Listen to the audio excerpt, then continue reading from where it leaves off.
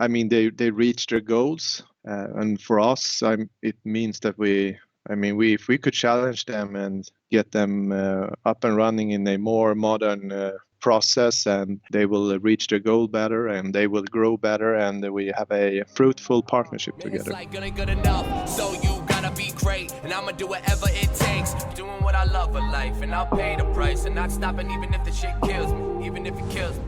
Hi everyone, and welcome to MattGron's Scaling Up Journey, and this is episode 47. And yes, my name is Mattias, aka MattGron, and on the other side we have the one and only Svea Landshoff from Germany, now established on Swedish soil. And today she is here and representing in a colorful flower dress.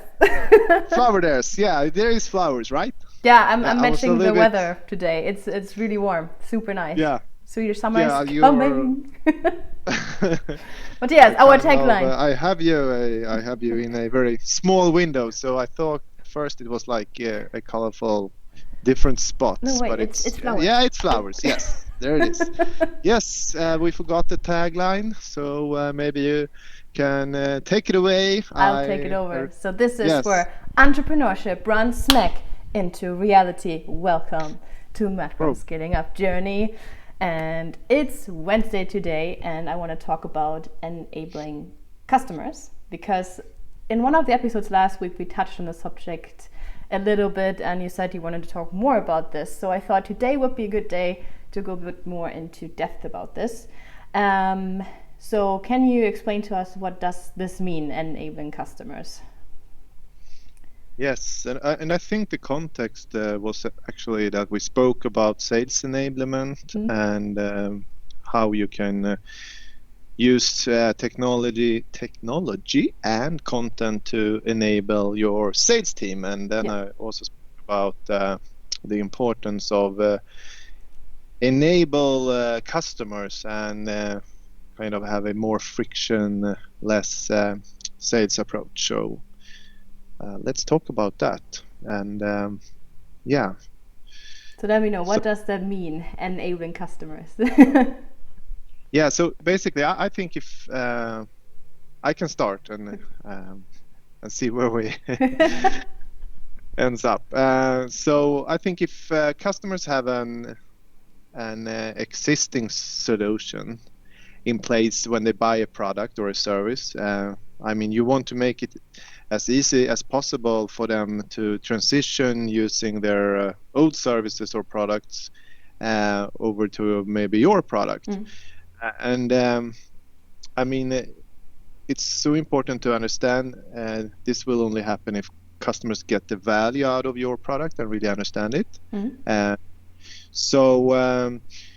if you also can tell that story about your customers, it will also help your leads to kind of take the leap of faith and also buy from you. So I can give you an example. I mean, for us here at iGoMoon, it often means we need to educate stakeholders on the customer side that they can't have a fixed budget mindset 2021 for their new website project. We need to help them fire the idea of building a new website every third year and instead have a much more data-driven approach, which means they should start with a less like a small budget and build a launchpad website and then improve it over time. Basically the same approach they already have in their sales team, right? Because they work in a very agile way already with their activities and their sales budget and stuff. And this is very important, how should I say, like a wake-up call for many stakeholders, and also the first step toward aligning sales and marketing and becoming one team, kind of like team revenue.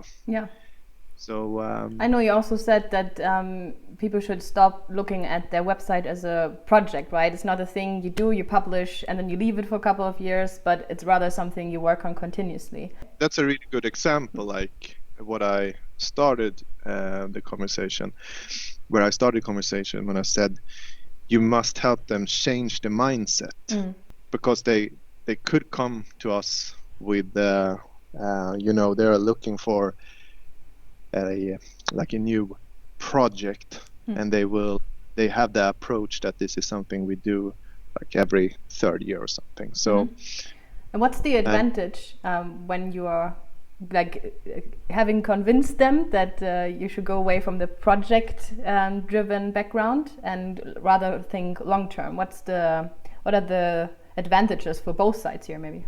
I think both sides. I mean, you get happy customers who actually they reach their goals, and for us, it means that if we could challenge them and get them up and running in a more modern process, and they will reach their goal better, and they will grow better, and we have a fruitful partnership together. You said challenging the customer, and I think you also said that last week in one of the episodes. What do you mean by that, challenging the customer? It basically means that you need to challenge their old thinking, and that's I think is very tied into your first question, because a huge part of enabling customers is actually to challenge them to fire their old approach, and for us it could mean the example I gave you with a project versus kind of a more growth-driven design approach around website marketing. So but I think also it's super important. It's one thing starting a relationship, but it's also very important to encourage people to buy from you again. To get to reduce friction, basically.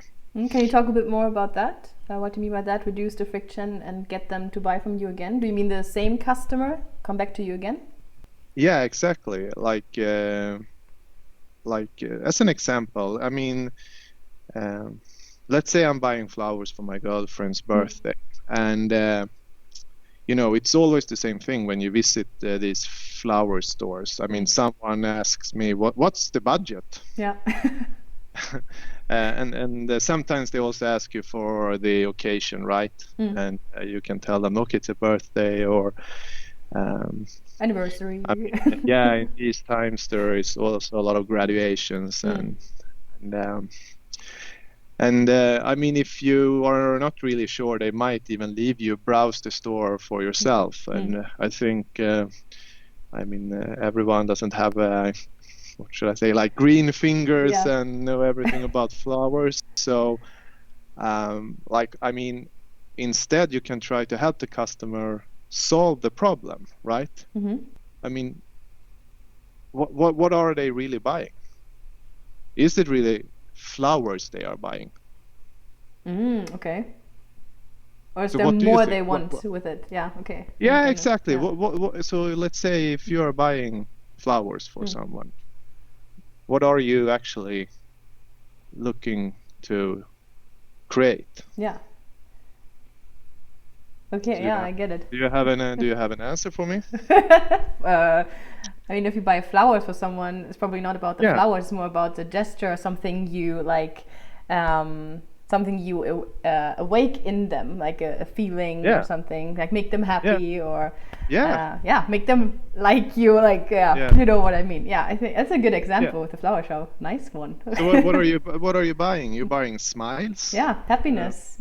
Yes, happiness, maybe hugs. So then you could start asking completely different questions instead of asking for the budget. Yeah. You could maybe ask, okay, what's your boyfriend's favorite color? Or and then you can start get a personal conversation. And I think it's also super relevant to your business. If you are focusing on weddings as a freelancer, it's super important. I mean, you are not selling images, right? Yeah, that's true. It's really the emotion, the memories. I would say for me as a photographer, my business is especially about the memories that I preserve for someone, like special moments and that they can look at. But then when they look at the photos, they think about the moment and can actually revive it. That's, I think, what my business is about. Not necessarily about the pictures itself, but the memories connected to them. Yeah. That's customer enablement. Okay.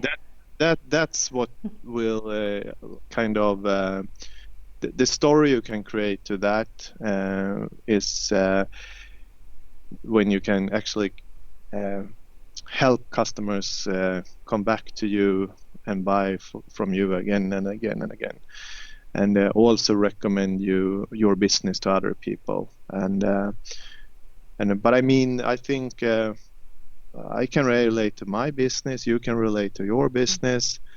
I mean, a lot of photographers, they probably kind of have their, the approach. They are selling images.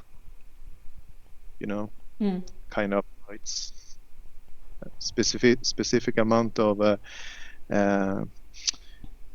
cost is per image, and you get the image, and it's a nice edit, and it's kind of you're selling features, right? Yeah. So I think that's super important, and where I'm right now with my own business, I'm thinking a lot about the content we could use in the sales process to help customers.